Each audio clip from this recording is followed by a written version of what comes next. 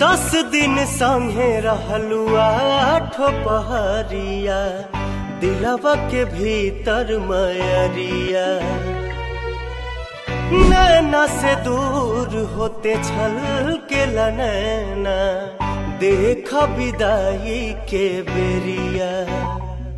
मन कहे माई माई है,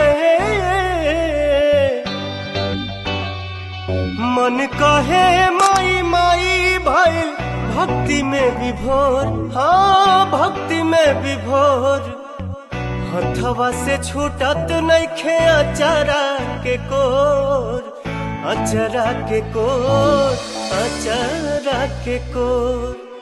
हथवा से छूटत नइखे अचरा के कोर, अचरा के कोर, अचरा के कोर।